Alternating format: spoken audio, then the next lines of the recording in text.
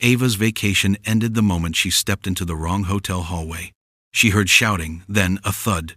Before she could turn back, a hotel staff ran past her in panic. 5 minutes later, the man was found unconscious, and Ava became the last person seen near him. Security dragged her to the lobby before she understood what was happening. A manager pointed at her like she was a monster. She attacked him. "We have her on camera." They didn't show the footage. Ava's voice shook. "I didn't touch anyone." But the crowd already believed the lie. Then he walked in.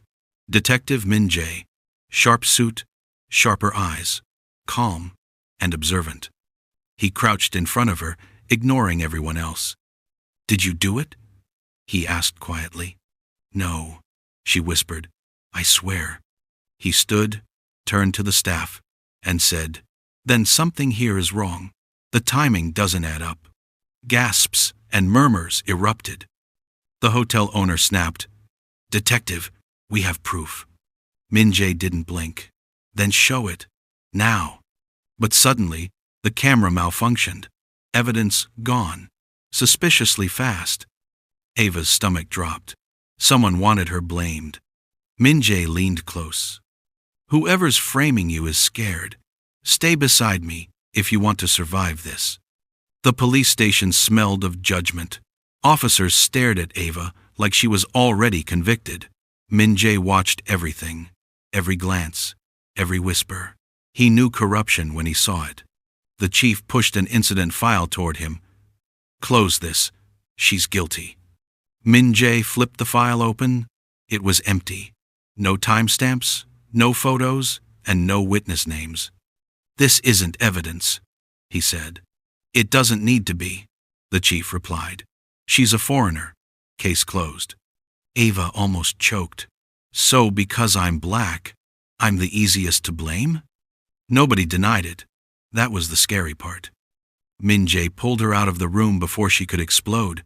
In the hallway, he whispered, "Someone powerful wants this buried fast, and they want you to take the fall."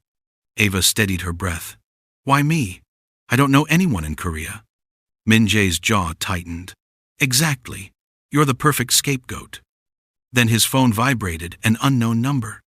A distorted voice said, "Drop the case, detective, or you and the girl will disappear." Ava froze. "Did they just threaten you because of me?" He nodded. "Which means you may be connected to something bigger. You just don't know it yet." And now, someone was willing to destroy them both, to keep it hidden. Min Jae took Ava to a small diner away from police eyes. He slid a tablet across the table and said, "Watch." It was grainy, but Ava could see herself walking down the hallway, and behind her, a shadow following her closely. A man wearing a staff uniform, face covered. "A staff member was stalking me?" she whispered. "Not stalking." Min Jae zoomed in. "He planted the victim's keycard in your purse." Ava's heart dropped. "Why? I don't know him." "That's what makes it elegant," Min said. "A traveler with no connections, no alibi, no influence." Ava gulped. "Someone wants me out of the way."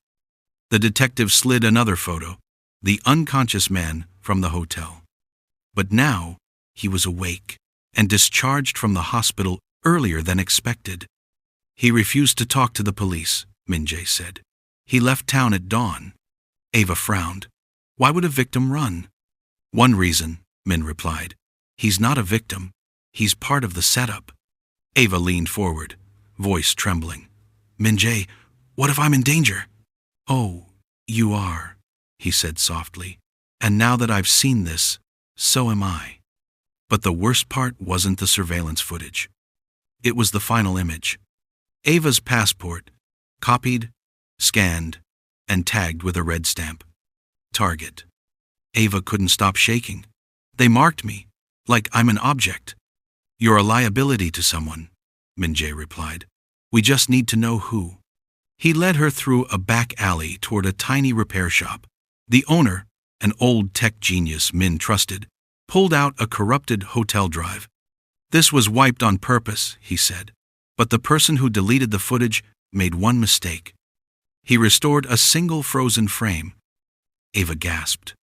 It showed the unconscious hotel staff standing upright, talking to the man in the staff uniform who planted the keycard. "They faked the attack?" she whispered. Min nodded.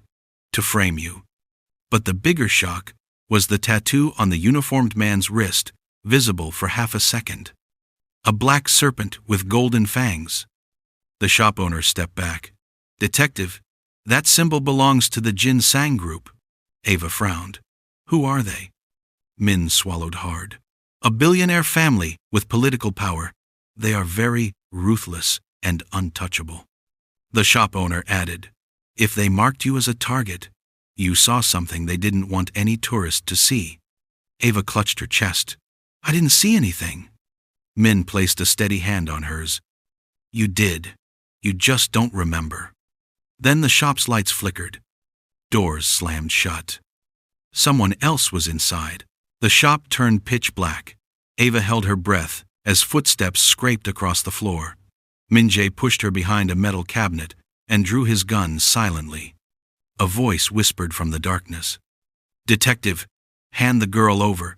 This isn't your fight." Min didn't move. "Come take her." A glass display shattered. Someone lunged. Min fired once but missed because the intruder moved like a trained shadow. Ava crawled toward the back door, but the intruder grabbed her ankle. She kicked wildly, connecting with his jaw. He hissed in pain but didn't release her. Then Min tackled him. The two men crashed through shelves, tools clattering everywhere.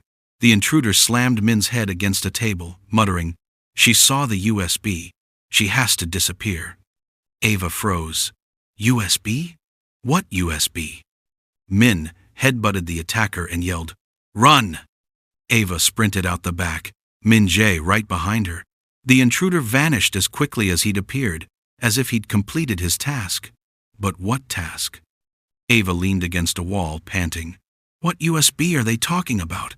I didn't take anything." Min wiped blood from his forehead. "You did, without knowing." He pointed to her phone. "There's something in there, and they're willing to kill us to get it." Ava's hands trembled as Min-jae connected her phone to his laptop inside an abandoned train station office. "I didn't download anything," she insisted. "You didn't have to," he replied. "Someone used your phone when you weren't looking." He cracked her storage logs, and a hidden folder popped up, locked behind encryption. He broke it. A single video file loaded. Ava covered her mouth. The unconscious hotel employee, the one who helped frame her, was seen meeting with a powerful Korean politician inside a luxury suite. They exchanged an envelope stuffed with cash. The politician said, "Make sure the girl disappears before the press arrives. She's the only outsider who saw us swap drives." Ava shook violently. "I don't remember seeing this." Min nodded. "They drugged you. You were on that floor when this meeting happened. They thought you were unconscious, but your phone recorded everything." Ava whispered, "Why didn't they just kill me?" They needed a quick scapegoat. A tourist's arrest hides the real scandal. Min connected the dots. This involves election fraud, bribery, and the Jin Sang family. Ava swallowed. So exposing them could destroy everything. Min looked at her. "That's why they can't let you live." Ava and Min stayed hidden in a supply room while sirens screamed outside. Someone had tipped off the police to their location. Min's jaw clenched. "There are only two people who knew we came here." Ava blinked. "Your partner, or your chief?"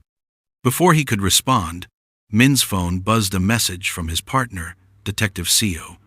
They issued a shoot-on-sight order for the girl. "Don't come to HQ." Ava trembled. "Your own department wants me dead?" Min nodded. "The chief is paid by Jin Sang. He can't risk this recording getting out." But then Seo sent another message. "Meet me alone. I can help." Min exhaled sharply. If he's betraying me, we're dead. If he's loyal, he's our only chance. Ava stepped closer, voice shaking. "Min-jae, I don't want you risking your life for me." He cupped her face gently.